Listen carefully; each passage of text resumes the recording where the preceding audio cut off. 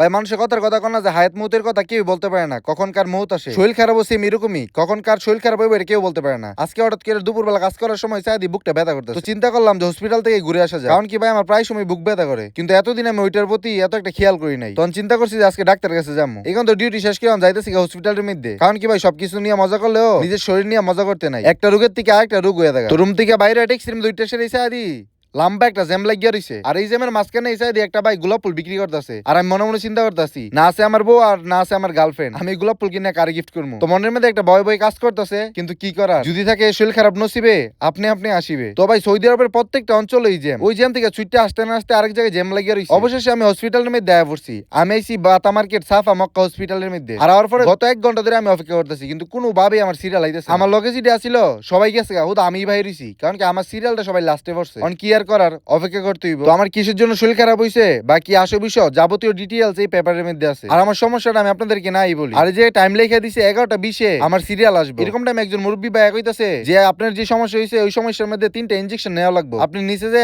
Juice টুস বা কোনো কিছু খায় আসেন, কারণ কি ইনজেকশনটা কিন্তু অনেক পাওয়ারফুল। তার জন্য ওনার কথা শুনে আয় পড়ছি জুসের দোকানের মধ্যে। আমার আবার গ্যান্ডারির রস অনেক বেশি ফেভারিট, তাই পড়ছি গ্যান্ডারির রস খাওয়ার লাগিয়া। তো গ্যান্ডারির রস খাওয়ার পরে আবার যাইতেছে হসপিটালের মধ্যে, লিফটের মধ্যে হসপিটাল যাইতেছে, মনে মনে চিন্তা করতেছি আল্লাহ তুমি এই যাত্রায় বাঁচাই নাও, দ্বিতীয়বার আর এই ভুল করবো না। তো আয়সিরা বয়ে রইছি, কিন্তু কোনোভাবে আমার সময়টা কাটতেছে না। গড়ির কাটার দিকে এসে মনে মনে চিন্তা করতেছি এই গড়িটা কি নষ্ট নাকি চলতেছে না, মানে এত আস্তে আস্তে সময় কাটতেছে ভাই। আর আমার কি সমস্যা হয়েছে আমি এই ভিডিওতে বলতে পারবো না, তার জন্য সরি। কিছু কিছু জিনিস না বলাই ভালো। তো আমার হাতের মধ্যে অলরেডি 3টা ইনজেকশন দিয়ে দিছে, একটা দিছে হাতের উপরে, আরেকটা দিছে হাতের ফিঙ্গারের উপরে। আমার টোটাল 3টা ইনজেকশন দিছে ভাই। 3টা ইনজেকশনের মধ্যে প্রথম ইনজেকশনটা অনেক বেশি ভয়ঙ্কর ছিল, পুরো শরীর ভাই কাঁপতেছিল আর ব্যথা করতেছিল। আল্লাহর কাছে আমি একটাই দোয়া করি যাতে আমার শরীরটা সুস্থ হয়ে যায়, কারণ কি আমার বাড়িতে টাকা পাঠানোর মতো শুধু আমি একজনই আছি। বিদেশের মাটিতে আপনার যেহেতু শরীর খারাপ হোক না কি লেগা, কিন্তু আপনার ডিউটি করাই লাগবে। আসলে এখানে তো আর মা বাবা নাই যে শরীর খারাপ হইলে দেখাশোনা করবো।